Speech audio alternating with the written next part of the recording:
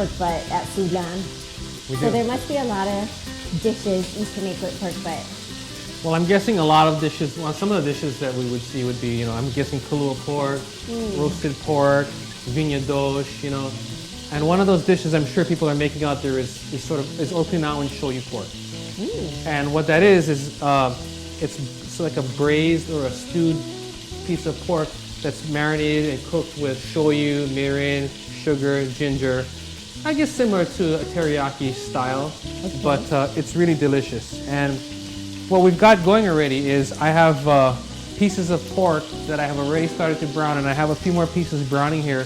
But what we're using, just so you can see quickly, this is a boneless pork butt, and we sell a lot of pork butt, and I think that the Asian culture uses pork a lot.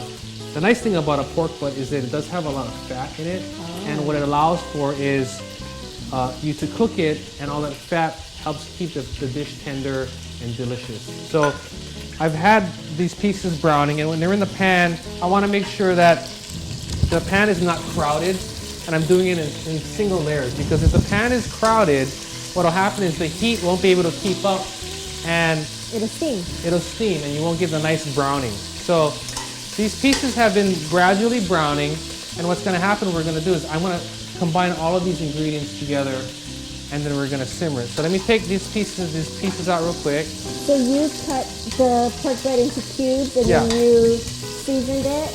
I did not season it, I just cut it. And basically, a piece of boneless pork butt like this, you just go ahead and cut it into squares. There's no specific way, or you don't have to follow the seams or anything like that. Oh, okay, just anytime. Yeah. Cube it. Just make it neat. Okay. So the excess oil that was used to brown, and some of the oil that came off of from browning, I took out just now. I'm gonna go ahead. Save that? Some people save it. I'm gonna get rid of it. Some people save it to do other things with it, because there is some flavor in there. I'm gonna get rid of it. So I'm gonna put the pieces back in now. And you browned it on all sides? All sides, yeah. So 4 sides you browned? 1, 2, 6. Oh, 6 sides. Well, as much as you can, right? There's 1, 2, 3, 4, 5, 6. So the better browning that you do, the better flavor you're gonna have, because that caramelization is where a lot of flavor comes from. Now we're gonna add our liquid. So I have chicken stock. It's gonna go in. And I'm gonna turn the heat up to high. Shoyu is gonna go in the dish here. I have mirin. It's gonna go in here. And brown sugar, sake. Ooh, sake.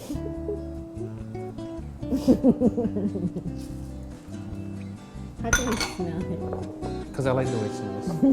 And then we have garlic cloves. Now, what I like to do is, you can mince these if you want, but what I'm just going to do is quickly just smash them. And why are you smashing it? Because it'll help get the flavor out. Oh, okay. It'll release all of the flavor from the pieces here. So that goes in. And then we have ginger. Now some people, this is a dry piece, so I'm just gonna cut that off. You could go ahead and peel the whole thing, mince it up, put it in, but what we do in Hawaii a lot is we'll just take big slices and just kind of smash them and throw them so you get the flavor in, but leave them big enough so that you kind of work your way around. Yeah, take it out, work your way around. So I'm gonna cut pieces like that. It's kind of actually easier to do it this way than you have to. So I'm just gonna kind of bruise them to get the flavor out. To help get the flavor out, yeah. Gotta be careful though. Sometimes this thing likes to jump off the cutting board. Just don't hurt yourself. A nice Chinese cleaver works great too. Okay. Okay. So all these pieces will go in. Ah, so that's how you do it. Now, what we're gonna do is let the dish come up to a boil. Then I'm gonna reduce it down to a very, very slow simmer. I'm gonna cover it, and we're gonna let it just cook until the pieces of pork are very tender. How long is that? Could take an hour, hour and a half, but the way you're gonna test is you're gonna take a fork and push it into the piece of pork, and when the the pork does not resist the fork. It means it's fork tender. It means it's ready to go. If you go too far, the pork will start to shred and fall apart. Oh. And then it's done, okay? So can you do that in a crock pot? You could do it in a crock pot, definitely, but you have to, I would say, brown the meat first, then put it all in the crock pot and you let it go. The only thing about a crock pot is, I know people like to do crock pot cooking and they leave, right? But if you leave it too long, you'll come back home and you have Kahlua shoyu pork because it'll be all shredded. Okay. Another thing that people do is they'll take a whole piece of pork. You could take that whole roast, brown it, put it in here, put all the liquid and cook it. It will take much longer. Oh. But then what you would have is sort of a braised or like almost like a pot roast, Asian style, where you can take it out then and slice it.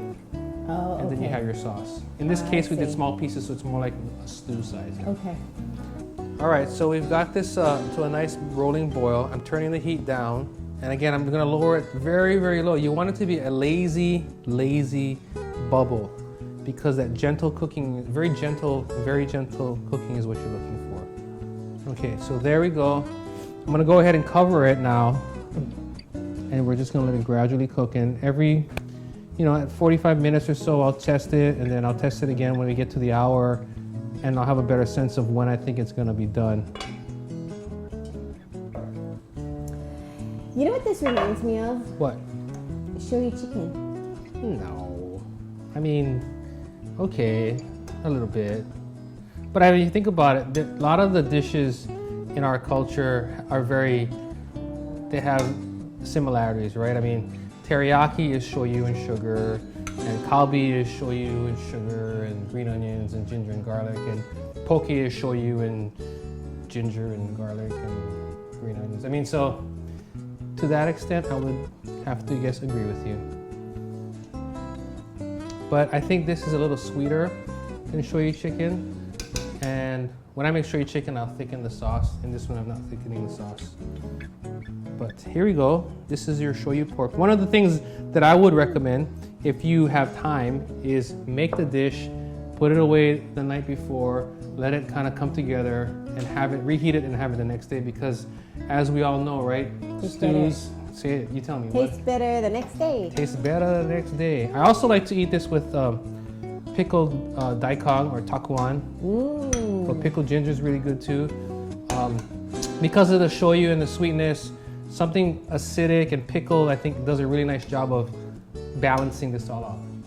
The other thing that I highly recommend you trying, if you're really into a big foodie, is to do this dish but using pork belly. Really delicious using pork belly. And you do the same way? Do the exact same thing but using the pork belly. Yeah. Oh. So here's the dish. So this is how you eat Okinawan shoyu pork, is like exactly like this over rice? Well, that's how I eat it. But a nice comfort dish, easy to make, great to make ahead, make it a big batch. You can freeze some of it, but here it is. For this great recipe and more, visit us at foodland.com. Still hot. Very hot. Very good.